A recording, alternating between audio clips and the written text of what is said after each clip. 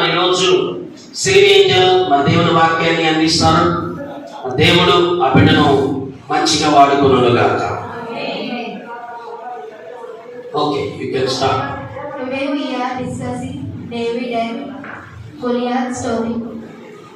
దావీదు గురించినటువంటి గొలియాతు గురించినటువంటి మరి యొక్క కథను, ఒక బైబిల్లో ఉన్నటువంటి వర్తమానాన్ని మనం ఈరోజు వివరించుకోబోతూ ఉన్నాం. 1 Samuel 70 verses 48, 52 verses. శామ్యూయేలు మొదటి గ్రంథం మరి 17వ అధ్యాయం 48వ వచనం నుండి 52 వరకు మనం చదువుకుందాం. ఒకసారి మనం చదివితే దానిలో దావీదు గొలియాతు అనేటువంటి ఒక కథ మనందరికి తెలిసినటువంటిదే. మరి నా పేరు సిల్వీ ఏంజల్, మీ అందరికి తెలుసు. మరి నేను మరి యొక్క వర్తమానాన్ని ఈరోజు మనం తెలుసుకోబోతున్నాం. దేవునికి మహిమ, దేవునికి స్తుతి కలుగును గాక. David was the son of Shai. మరి దావీదు యెషయా కుమారుడిగా ఉన్నాడు, మనందరికి తెలుసు. David was a shepherd. దావీదు ఒక గొర్రెలను కాచుకునేటువంటి ఒక వ్యక్తిగా, గొర్రెల కాపరిగా మనం చూస్తా ఉన్నాం. And Goliath was Philistine. మరి గొలియాతు అనేటువంటి ఒక వ్యక్తి కూడా ఉన్నాడు. ఆయన ఫిలిష్తీయులకు సంబంధించినటువంటి గాదు అనే పట్టణంలో ఉన్నాడు. There was war between the Philistine and the Israel.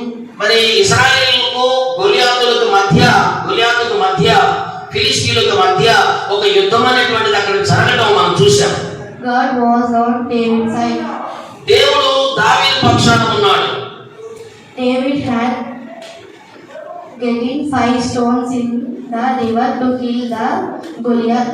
మరి దావీదు ఏం చేశాడంటే గొలియాతును చంపడానికి అతని దగ్గర ఏమీ లేవు.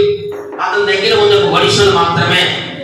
అయితే ఆ వడిసెలు తీసుకున్నాడు, ఏటులోనికి వెళ్ళి ఒక 5 రాళ్ళను ఏరుకుని గొలియాతును చంపడానికి ఆయన వచ్చాడు. David struck Goliath with one stone in the forehead. ఎందుకంటే ఫోర్ హెడ్ అంటే తన యొక్క నుదుటి మీద ఒక్క రాయితో, సింగిల్ స్టోన్ అన్నమాట, ఒక్క రాయితో కొట్టడం మనందరికి తెలుసు. ఒక్క దెబ్బతో గొలియాతు కింద పడిపోతాడు. He turned the Odisha upside down. ఎందుకంటే ఒడిషాని గిరాగిరా తిప్పాడు. ఆ గిరాగిరా తిప్పి మరి ఆయన ఏం చేశాడంటే గొలియాతును స్ట్రైక్ చేసి కొట్టేశాడు. Goliath was dead. గొలియాతు చనిపోయాడు. ఒకసారి అందరూ చప్పట్లు కొట్టి దేవుని మహిమపరుద్దాం. ఈ కథలో మనందరికి తెలుసు. మరి చక్కగా మరి ఈరోజు చిన్నగా స్టార్ట్ అయింది. ఈసారి అద్భుతంగా దేవుని బిడ్డను వాడుకొని దేవుని దీవించును గాక. ఆమేన్. చప్పట్లు కొట్టి దేవుని మహిమపరుద్దాం.